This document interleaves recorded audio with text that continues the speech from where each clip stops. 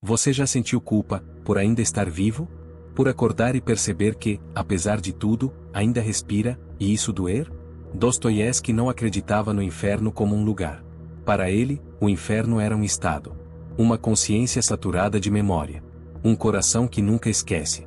Talvez o castigo mais profundo não seja a morte, mas continuar carregando dentro de si tudo aquilo que não foi dito, tudo que foi feito ou deixado de fazer. Porque o inferno, de fato, começa quando você se torna incapaz de se perdoar. E isso não acontece de uma vez. É sutil. Vem em noites em que o travesseiro parece de pedra. Em manhãs em que o café tem gosto de ferro. Em silêncios que duram mais do que deveriam. Você sorri. Você trabalha. Você até ama. Mas por dentro, um teatro em ruínas continua em cartaz. As vozes não cessam. Os rostos não desaparecem. Dostoiévski viu esse abismo por dentro. E escreveu sobre ele, não como quem analisa, mas como quem sangra. Seus personagens não são heróis. São espelhos. Raskolnikov não matou apenas uma velha. Matou algo dentro de si. E depois disso, passou a vagar em um mundo onde ninguém o punia, porque a punição já o havia corroído por dentro. Esse é o inferno real. Não há tridentes. Não há fogo. Há pensamentos. Repetições que martelam. Olhares que nunca foram esquecidos. Palavras que voltam como lâminas. E é aí que o inferno mostra a sua face mais cruel. Você não pode fugir dele. Porque ele mora com você. Ele acorda com você. Ele respira no seu ritmo. Ele conhece seus atalhos. Ele vive das suas fraquezas. E quando você tenta escapar, criando distrações, ocupações, prazeres, ele sorri. Porque ele sabe que está ganhando. Dostoiévski enxergava o ser humano como um campo de batalha. Não entre o bem e o mal, mas entre a luz e a consciência da própria escuridão.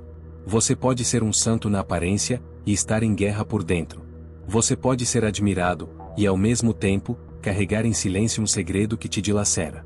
E é isso que torna o inferno tão eficaz. Ele é invisível. Ninguém percebe. Ninguém socorre.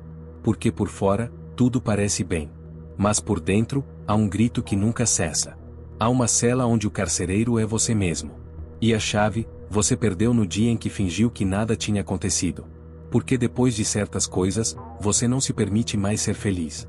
Você mesmo tira o pão da sua boca. Você sabota a alegria. Você corta a mão que tenta te ajudar. Porque sente que não merece. E talvez, no fundo, acha que está certo. E esse castigo, não vem de fora. Não há necessidade de juízes. A própria memória se encarrega de manter a punição ativa. Um pensamento basta. Uma lembrança. E pronto, você volta ao inferno. Dostoiévski não oferece solução fácil. Porque ele sabia, a alma humana é complexa demais para atalhos. Mas talvez, haja um início de saída. Não no perdão dos outros. Mas no confronto brutal consigo mesmo. Na coragem de dizer, sim, eu fiz. Sim, eu sou isso. Mas eu não quero mais ser. Porque o inferno, embora insista, não é invencível. Ele teme uma coisa, a lucidez. Aquele instante em que, mesmo tremendo, você encara o espelho. E diz, com a voz mais firme que conseguir reunir, eu me recuso a morrer antes de tentar. Mas o que vem depois desse confronto? A lucidez, por si só, é apenas a porta. A verdadeira jornada começa quando você cruza esse limiar, quando a neblina da negação se dissipa.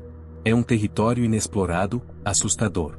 É a primeira vez que você se permite olhar para as feridas não com vergonha, mas com a curiosidade de quem examina um mapa de uma paisagem desconhecida.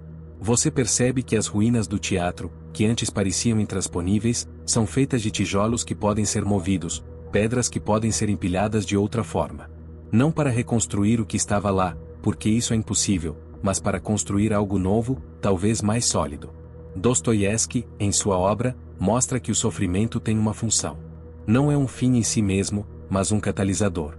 A dor extrema de Raskolnikov não o levou ao inferno para sempre, mas sim a um deserto interior onde ele foi forçado a confrontar a si mesmo. Onde ele, por fim, encontrou uma faísca de redenção na figura de Sônia. Essa faísca não apagou o crime, mas iluminou o caminho para a possibilidade de uma nova vida, baseada não na arrogância intelectual, mas na humildade e no sofrimento compartilhado. O inferno, então, não é um lugar de castigo eterno, mas o fogo que purifica, se a alma for forte o suficiente para suportá-lo. E a força não vem da ausência de dor, mas da capacidade de olhar para ela e não desviar o olhar. Essa jornada é sobre aprender a carregar o peso, não sobre tentar abandoná-lo. É sobre entender que o fardo da memória e da culpa não vai desaparecer como em um passe de mágica. Ele vai se tornar parte de quem você é. Mas a diferença é que, em vez de se deixar esmagar por ele, você aprende a caminhar com ele, a usá-lo como um lembrete constante de sua própria humanidade, de suas falhas e, paradoxalmente, de sua capacidade de se erguer. O peso não se torna um castigo, mas uma âncora que o impede de se perder novamente. A punição se transmuta em sabedoria. A culpa, em compaixão. É um processo de redefinição. Você já não é mais a pessoa que cometeu o erro, mas a pessoa que viveu com a consequência, que a enfrentou e que escolheu continuar. A vida não se torna um palco onde você finge ser algo que não é, torna-se um campo de cultivo, onde a semente da humildade é plantada. E a cada novo dia, mesmo que o café ainda tenha um leve gosto de ferro, você sabe que o sabor não é o da derrota, mas o da resistência. O silêncio, que antes era uma cova, agora é um espaço para reflexão, para ouvir a si mesmo de verdade. E as vozes do passado, que antes eram um coro de acusações, tornam-se, aos poucos, um murmúrio distante. Elas não desaparecem, mas perdem sua força. E assim, a batalha se move de uma luta contra o passado para uma luta pelo presente. Pela chance de cada novo instante, de cada novo sorriso, de cada novo abraço, ser autêntico.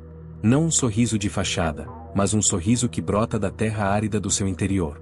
A alegria, que antes era sabotada, é agora acolhida com a gratidão de quem sabe que ela é um milagre, uma dádiva que não se exige, mas que se recebe com humildade. Você já não tira o pão da sua boca, mas aprende a repartir o que tem, porque entende que a verdadeira felicidade reside em dar, e não em possuir. A mão que antes era cortada, agora é estendida, porque você entende que a cura não acontece no isolamento, mas na conexão. Dostoiévski nos ensina que a redenção não é um evento, mas um processo. É um ato de amor próprio, não um egoísmo, mas um reconhecimento de que, mesmo ferido, você ainda é digno de vida, de felicidade e de paz. A paz que ele descreve não é a ausência de conflito, mas a capacidade de viver em paz com o conflito.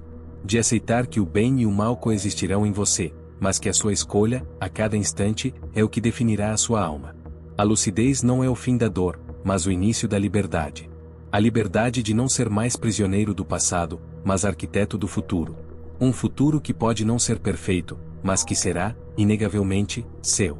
E essa é a única vitória que realmente importa. Este é o ponto de virada, a aceitação radical da sua própria história. Sem floreios, sem justificativas. Apenas o reconhecimento frio e honesto de cada erro, de cada falha, de cada omissão. É um momento de extrema vulnerabilidade, em que você se despe de todas as máscaras e se apresenta diante do tribunal da sua própria consciência. Mas ao fazer isso, você desarma o inferno. Ele se alimenta do segredo, da negação. Quando você expõe tudo à luz do dia, ele perde o seu poder. As vozes que antes o atormentavam se tornam ecos vazios. Os rostos que o assombravam se tornam figuras de um passado que já não o define. É uma paz estranha, conquistada na base do exaustão, do confronto e da dor. Não é uma paz serena, mas uma paz que pulsa com a consciência de que a luta ainda existe. A diferença é que a luta agora é diferente. Você não está mais lutando contra si mesmo, mas por si mesmo. Lutando pela chance de ser gentil, pela chance de ser amado, pela chance de amar. Lutando para que, a cada dia, as suas ações sejam um testemunho de que você se tornou uma pessoa melhor, não porque esqueceu o que fez, mas porque se tornou capaz de viver com isso. A culpa se torna uma lembrança de humildade, uma cicatriz que conta uma história de sobrevivência, e não de derrota. É nesse processo que a verdadeira compaixão floresce. A compaixão pelos outros, mas principalmente por si mesmo.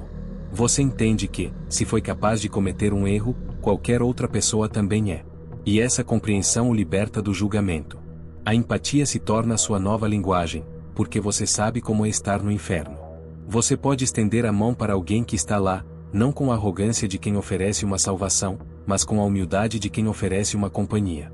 De quem diz, com a sinceridade de quem sangrou, eu sei como é. E você não está sozinho. O inferno, ao final, não é o fim da estrada, mas uma passagem. Um túnel escuro e assustador, mas que leva a algum lugar. E a saída, por mais que Dostoiévski insista em não dar soluções fáceis, reside no ato mais humano de todos, a esperança. A esperança de que, mesmo depois de tudo, o amanhã pode ser um pouco melhor. A esperança de que o peso do passado pode ser transformado em luz. A esperança de que, ao encarar o espelho, você possa finalmente se perdoar.